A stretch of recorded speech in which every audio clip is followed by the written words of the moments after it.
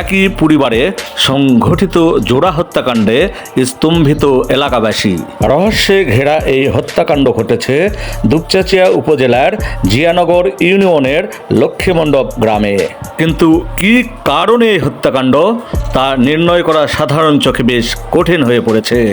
তবে হত্যাকাণ্ডের রহস্য উদ্ঘাটনের জন্য আইন শৃঙ্খলা বাহিনীর পক্ষ থেকে চলছে চুলচেরা তদন্ত।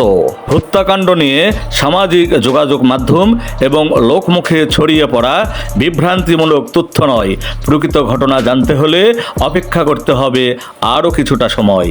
9 জুলাই বুধবার সকালে জোড়া হত্যাকাণ্ডের খবর ছড়িয়ে পড়লে ঘটনাস্থলে উপস্থিত হয় শত শত নারী পুরুষ। লোমহর্ষক এ হত্যাকাণ্ডের দৃশ্য দেখে এবং স্বজনদের আহাজারিতে অশ্রুসিক্ত হন সকলেই।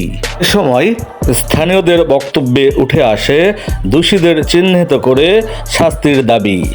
আমি এরকম দৃশ্য কোনোদিন দেখিনি আমার বয়সে।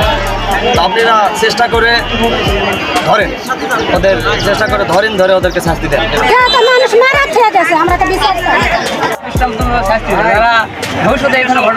আমরা বিশ্বাস চাই, সুষ্ঠু বিশ্বাস চাই।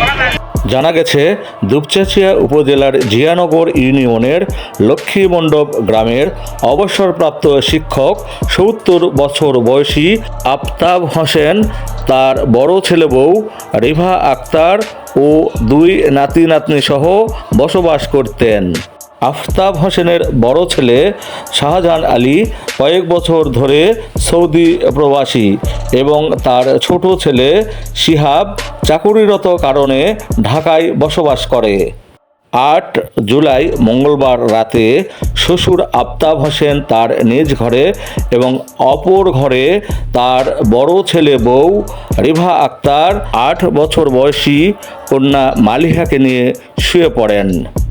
সকালে ঘুম থেকে উঠে মালিহা তার মাকে হাত পা বাঁধা অবস্থায় ঘরের মেঝেতে এবং তার দাদাকে হাত পা বাঁধা অবস্থায় বারান্দায় অচেতন অবস্থায় পড়ে থাকতে দেখতে পায়।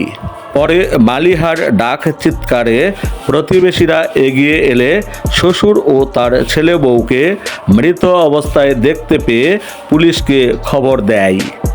মঙ্গলবার গভীর রাতের কোনো এক সময় দুর্বৃত্তের দ্বারা হত্যাকাণ্ডের শিকার শ্বশুর ও তার ছেলে বউকে শ্বাসরোধ এবং মাথায় আঘাত করে হত্যা করা হয়েছে বলে পুলিশের প্রাথমিক ধারণা।